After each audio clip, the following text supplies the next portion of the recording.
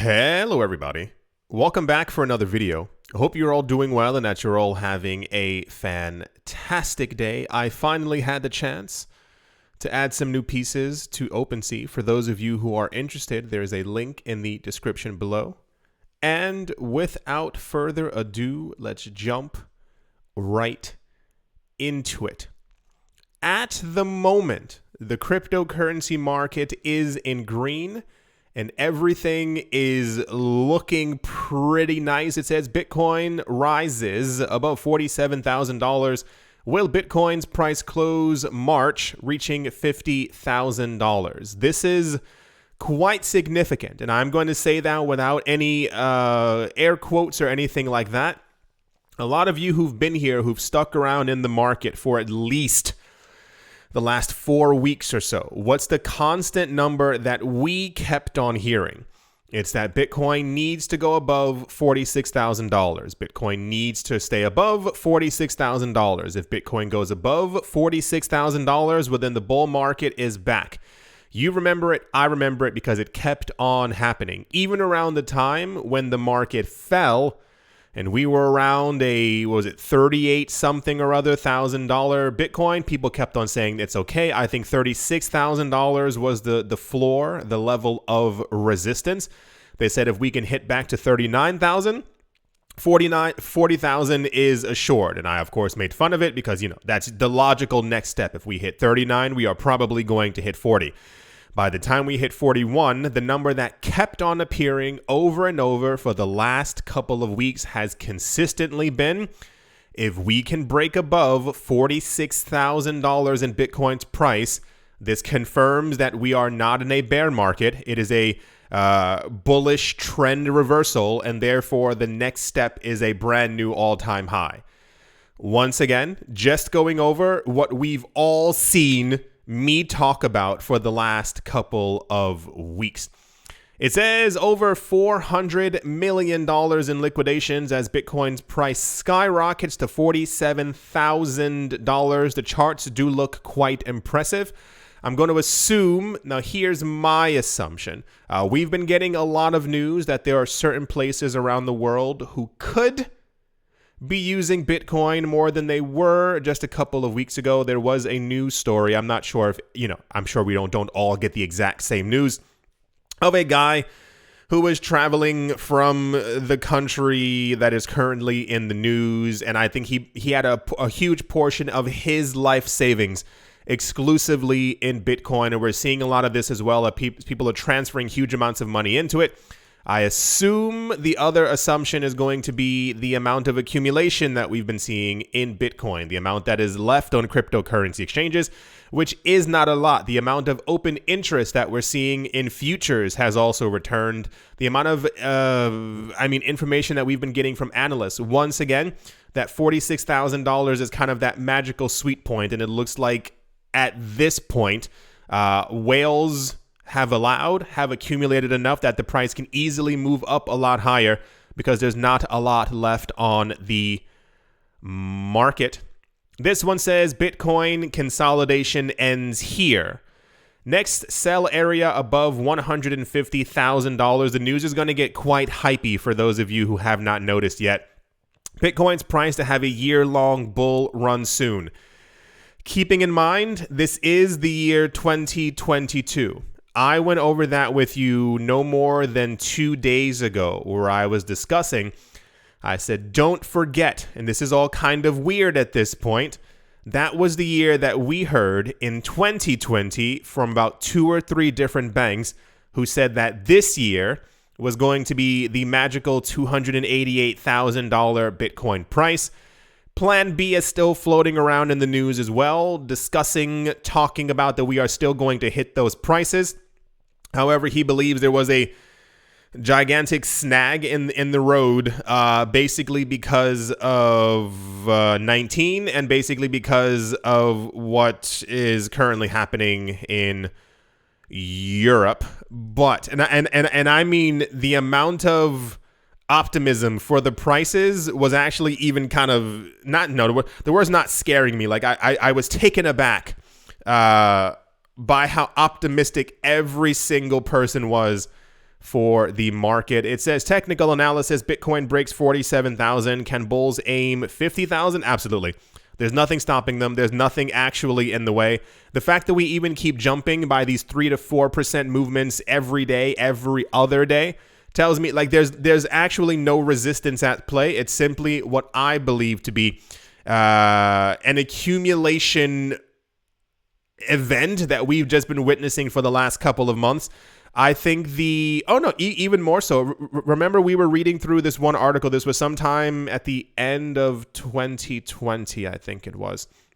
It was something along the lines of banks, institutions, and hedge funds, you name it, got so much more confidence in Bitcoin when we fell back to $3,000 during the beginning of 19, and everyone was panicking and stuff like that. But there were so many calls for the market to be obliterated, for the market to be over. This is it. The market can't go on anymore. We fell back down to 3,000. It's clearly over. And then from there, we had a consistent run up to $70,000. So I think this that fall to 3,000 was basically the point where all the rich people were like, okay, let's get into it so we can start accumulating as much as possible. There's no actual walls or barriers or anything actually stopping us from hitting $60,000, $70,000 by the end of April, by the beginning of May. Also heavily in the news today, long-term holders of Ethereum have been accumulating the popular altcoin to the tune of billions of dollars over the past several weeks. According to market intelligence firm Into the Block, in a new report, the Crypto Insights company says that investors that take long-term Ethereum holders sprung to action earlier this year and bought up over 4 million Ether worth $12.6 billion in a matter of weeks.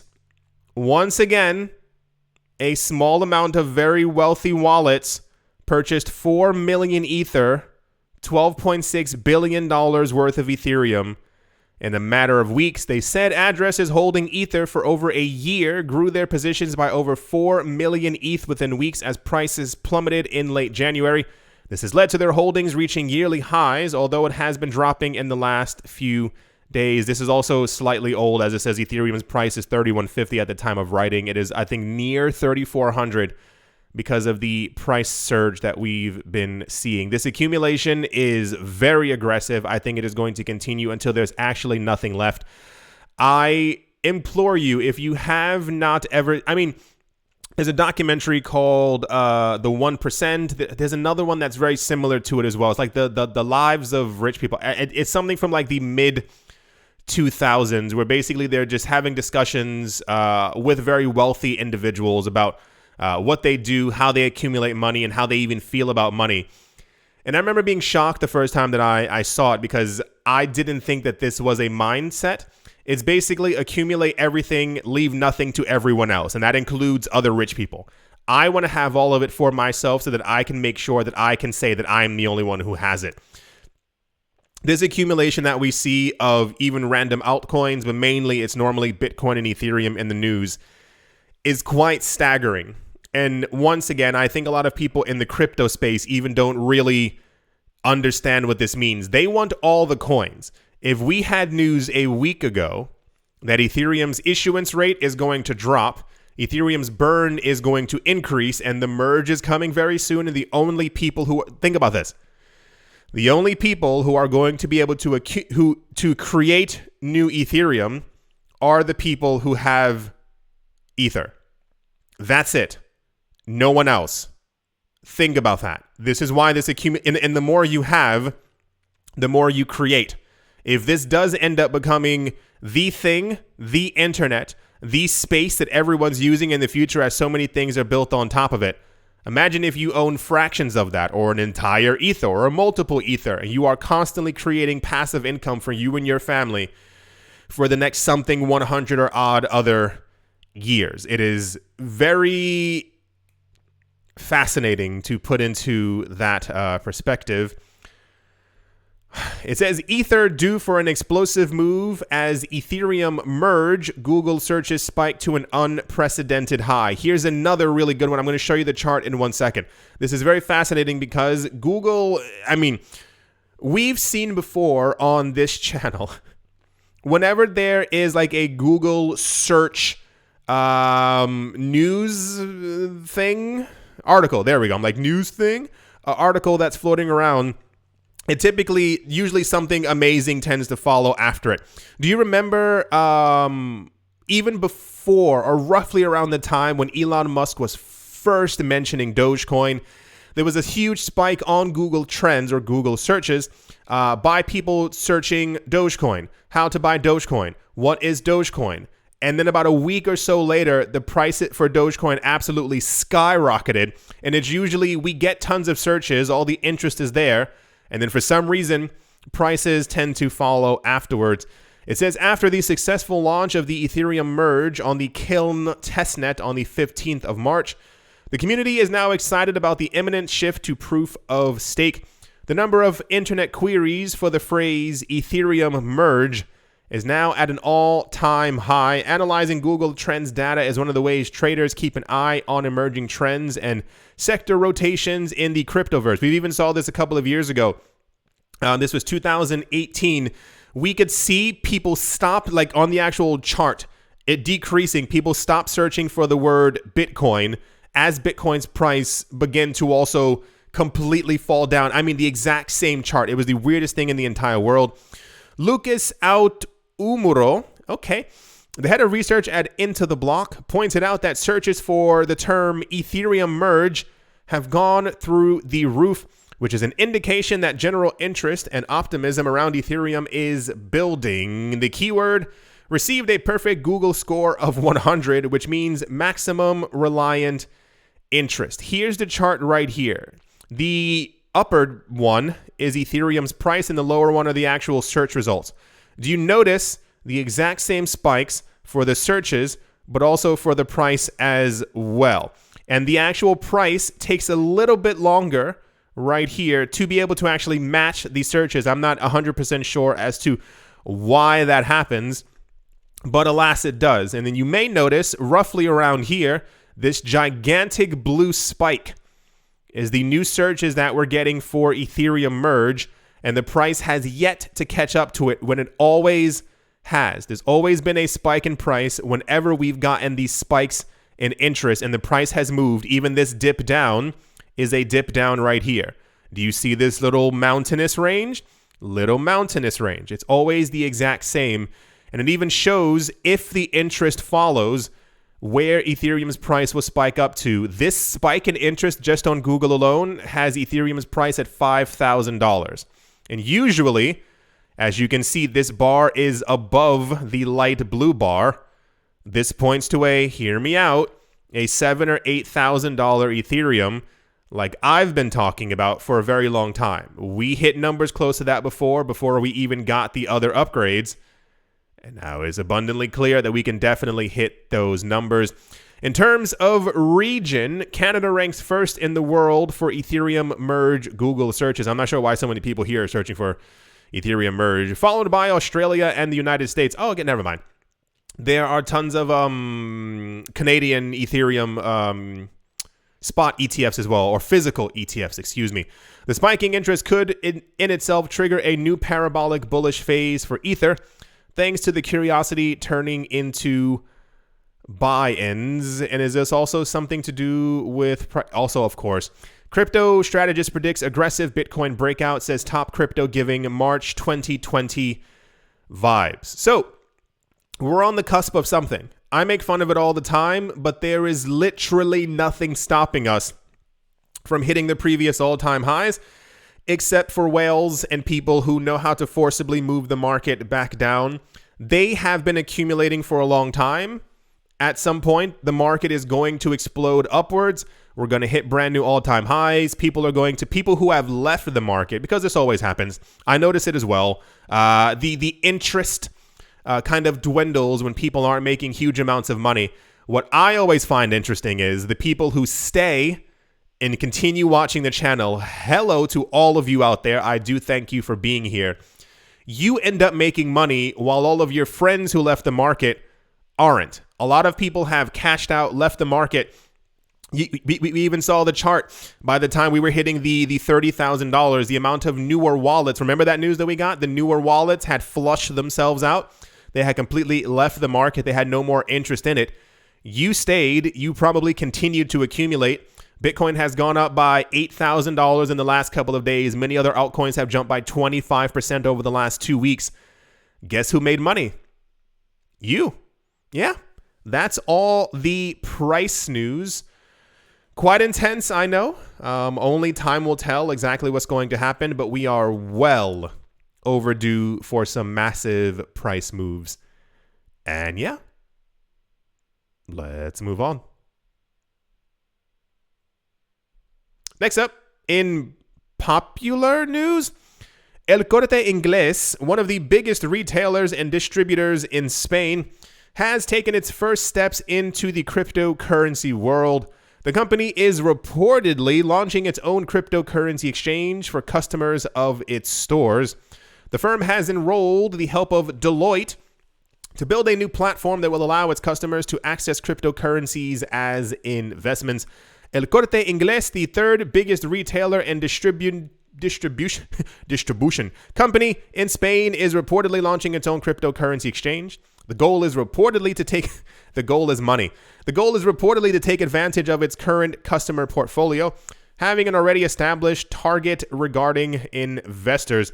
The customers of El Corte Inglés are small savers that the company feels could be intrigued about investing in cryptocurrency. Wait, this is a retailer, mean they like sell clothing and other shop items, and they're creating their own cryptocurrency exchange. I mean, you know, the word isn't overreach. It's more like a no, just don't do it. I don't think that every single company needs their own cryptocurrency exchange. I think if you simply accepted cryptocurrencies as payment or had a way for people to be able to buy crypto through you, I don't know, just for early adoption.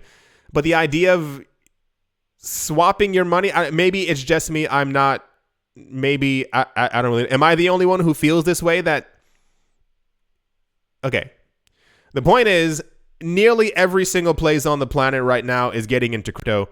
This has been a major trend and one of the main confusions that I've had as to why prices at any point were going down and or trending sideways. The amount of adoption that we've seen is an unprecedented, doesn't even begin to explain how large this adoption curve actually is. We have about 5 new companies, cities, states, banks, governments every single day who are accepting Bitcoin, crypto, new laws, and all these other things and what have you. So, I myself have never shopped there. I know the next time that I'm in Spain, I am going to try and find one of these to figure out what they sell and if they do themselves actually need a cryptocurrency exchange, because it seems a bit intense. They've also partnered with Deloitte. I'm not sure what any of that has to, I'm clearly missing something. If you happen to be in Spain and you've been to El Corte Inglés, tell me, do they need a crypto exchange? Because I feel like I've missed something in translation. Ha ha ha. Alrighty. That's the El Corte Inglés is partnering with Deloitte to launch a cryptocurrency exchange for clothing. It says retail. Okay. Let's move on. Also you'll notice a theme here, news. In an effort to embrace virtual money, the city of Portsmouth, New Hampshire, will allow residents to pay their bills in Bitcoin and other cryptocurrencies. Diaglan McEaron, the city's mayor, proposed the idea to city officials who feel it will provide residents with more payment choices. As per a local news report from Seacoast Online, on the 23rd of March, Mayor McEaron said that there are waves of new things that will affect us in terms of our future that use the type of technology used in crypto. He continued saying, I want to make sure Portsmouth is not waiting around to see how it is going to affect us in the future because it's already affecting us. That is true. This is one city, one place in a long list of places who are trying to accept cryptocurrencies for tax payments, for other payments in stores, or some other. I think the integration into cryptocurrencies is happening rapidly, slowly. So we get news like this every single day. This is what I call rapid adoption. You can't have news like this every day and it not be fast. Because normally, like we've gone over before, it takes governments 5 years to sign a stack of pieces of paper. The other side of it is, I think because the news is so consistent with the level of adoption and people using crypto or being allowed to use crypto or cryptocurrency integration, that it kind of just seems, I feel like it seems like to a lot of people like, hey, there's a new iPhone coming out. Oh, wait, there's a new iOS update. Did you get the iOS update? It's just kind of almost expected at this point, with people not understanding how staggering this is, that we have government officials anywhere, even if it was just one, announcing, hey, we understand cryptocurrencies, which was not a thing years ago. You can use them here. Don't be afraid. We understand them as well. That's very significant because we still live in a world where we have a lot of more seasoned investors who've been around since the 40s and 50s who talk down to cryptocurrencies. So anyway, that's, of course, just my opinion. But if you've been here for a while, this news has to constantly be hitting you like waves, that we're seeing so much adoption all over the place all the time. That's the crypto adoption news, if you will. Let's move on because there's definitely more. Next up, it's not every day that a country's leaders endorses a cryptocurrency project. Nayib Bukele, the president of El Salvador, was the first leader to endorse Bitcoin. Now the prime minister of Vanuatu, the Honorable Bob Lauman, has officially given the green light to something called Satoshi Island. Here is a letter. It has a stamp on it. You can digital stamp. Anyway, here's the letter for it right here about the proposition of a Satoshi Island and it being given the digital thumbs up. Satoshi Island is the mega project, crypto utopia in the South Pacific, that recently disclosed to Cointelegraph its vision, progress, and preparation. Hot on the heels, I'm probably going to watch a documentary about this. If there has to be one already. Hot on the heels of news that they received, 50,000 citizenship NFT applications. The Prime Minister of Vanuatu has given his blessing to watching the development of Satoshi Island unfold.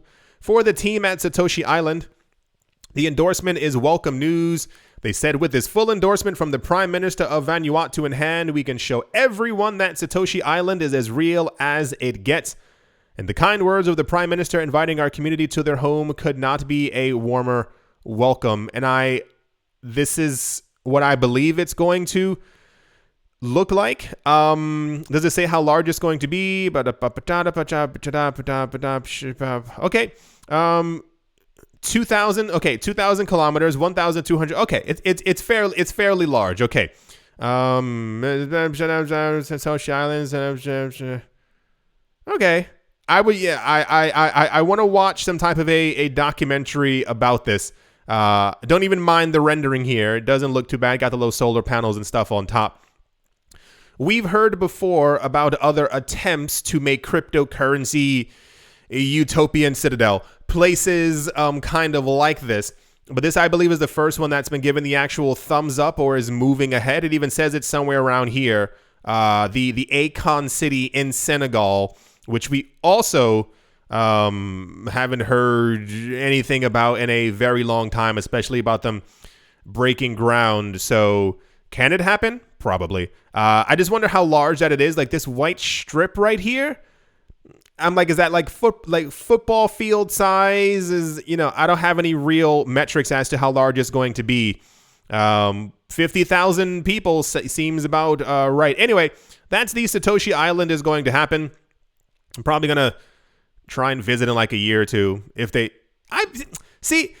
always timing for me. I think my mind is so weird when it comes to how quickly things can be done. So I was watching something. Here we go. I was watching something a couple of days ago.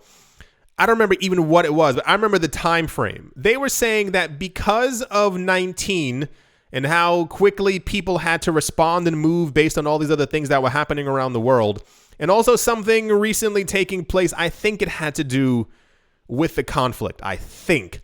They were saying that something that normally would have taken them a year to do, I don't remember exactly what it was, that would have taken them a year to do, took them 2 weeks.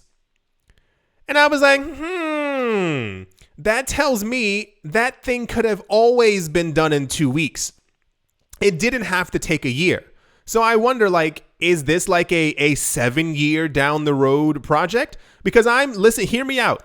If you got 50,000 people who applied for citizenship, I feel like at least 900 of them would be more than willing, I don't know how disheveled the island is, to go to the island to clean it up. Like, there have been so many, what's it called? Like those like home makeover shows. I've seen so many of them where people like actually volunteer their time. I mean, a lot of them want to be on TV, but also because people are really nice sometimes. I feel like this could happen by the end of this year. Have you seen, sorry for talking about all this, but it seems completely relevant because things don't have to take forever. Even this like modular looking rendering of a solar panel home, if you get a chance, type in like 3D homes or like, no, that should be it. Like homes made by machines. Like there's so many robots right now. I mean, they're massive. But you put concrete into them and they make homes in, I think, about a 12-hour period. Like, I mean, really, I have my own style, but I find them quite beautiful, especially beautiful that a machine was able to do that without the help of any humans. 12 to 24 hours, you have a home. Imagine having 10 of those machines on the island, constantly pumping out homes. The same. I mean, anyway, I'm getting a bit off track, but I don't want to hear that this is going to be a project for the next 5 to 10 years. When this can literally happen, this could be nearly done with by the end of summer, and by the end of the year, we could have complete videos of people already living on this island. I'm tired of things having to take. When I saw that one thing that would have taken them a year took 2 weeks, I said, of course. It's the same exact way with all the other countries constantly being like, well, we're going to have cryptocurrency regulations at some point, and then it takes them 6 years to sign papers. Why is it that things always have to take forever? Why this slow pace? Why can only 5 events happen in my lifetime? Why can't we have complete progress as a community, as a people, constantly, as human beings? Why can't we be 200 years further than we currently are? Anyway, rambling on. That's the Satoshi Island news. And yeah, let's move on. And to finish things off, Rio de Janeiro, Brazil's second largest city, will begin accepting cryptocurrency payments for property taxes in 2023, report said on Saturday. According to a notice from the City Hall of Rio de Janeiro, the city will contract multiple companies to handle the conversion of cryptocurrency to Brazilian reals, and I assume this is being done to actually keep the crypto for the country and to give the Binance Chief Executive Officer Changpeng Zhao announced the opening of a new office in the region. I think this was like a week or two ago. He said he has done his share. We are doing ours. According to the translated document, to facilitate the operation, the municipality will contract with firms that specialize in converting crypto to reals. This manner, City Hall will receive the whole amount in money. That's a weird translation. Additionally, Rio is about to release a one-of-a-kind collection of NFT. Really? Okay. The city of Rio de Janeiro apparently is also releasing NFTs. However, those NFTs will contain imagery of the city's most popular tourist attractions. I would assume so. What else would they? Pedro Paulo, the city's Secretary of Finance and Development, said this will benefit local artists while also encouraging tourists in the city. This was very popular news. This was kind of, if you will, all over the place that they're going to be accepting crypto for tax payments. Keeping in mind, this one was also very similar right here, crypto for bills. We've also heard that from a number of other places in the United States and around the world as well. This idea of allowing people to be able to pay in crypto. This is why I said it's so significant, but I think we hear this news so often. People go, oh, that's cool. I don't live there, so it's not that important. Eventually, every place on the planet is just simply going to accept cryptocurrencies, and it's kind of, once again, think about it this way. Think of the technology that we had in 2001. Remember, like the gigantic phones everybody was using? And I go to 2007. Now imagine yourself in 2007 seeing the technology that we have now, like whatever device you're listening to me from, your wireless headphones, your shoes that talk to you, your phone that talks to you. I think the progression, once again, is so rapid but so slow because it's daily. It doesn't seem that phenomenal to us. At some point, everyone and everything is going to accept cryptocurrencies as a form of payment. But because it's not completely everything overnight, I think a lot of people don't understand the actual hyper significance of it. Yeah, that's the Rio de Janeiro news. Amazing. Let's move on. As always, a very special thank you to my Patreon supporters. GBU Wally, Bubble Mode, How's Life Austin, Auspicious Agile and Blockchain, Jamie Saad, Blockchain Simplified, and let's move on.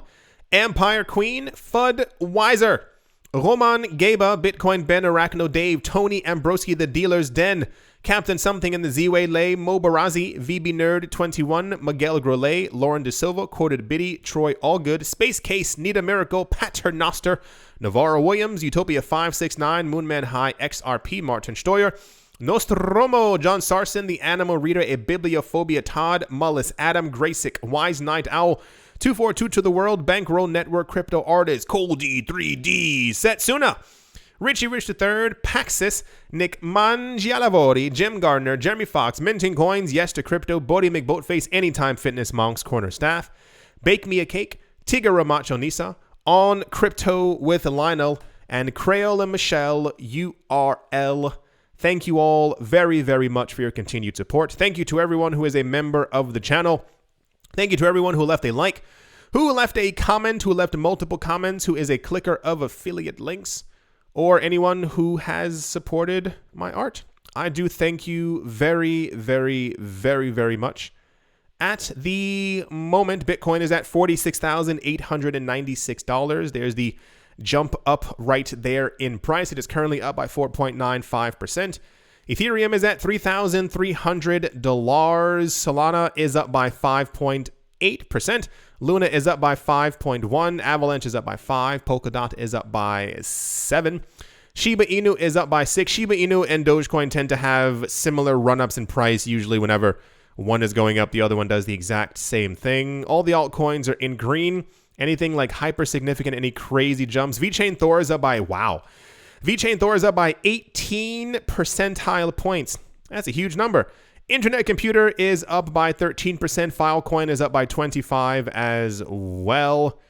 Anything else? Okay. EOS is up by 17%. There was no EOS news. And I wonder exactly what took place. Could we be getting the upgrades that we've been hearing about for the last couple of years? We also had news at the end of last year about an EOS rebrand and EOS, some of the community creating the things that they were talking about they were going to be creating. And yeah, I mean, that's a pretty good reason for an 18% jump. I do hope that you've all enjoyed. I do hope that you all are having a great day, a great morning, a great afternoon, a great evening, wherever you are, wherever you might be. I do hope that your weekend was fantastic, and I hope that you are doing well. Thank you all once again for watching, listening, and or supporting, and I will most certainly be talking to you all soon. See you.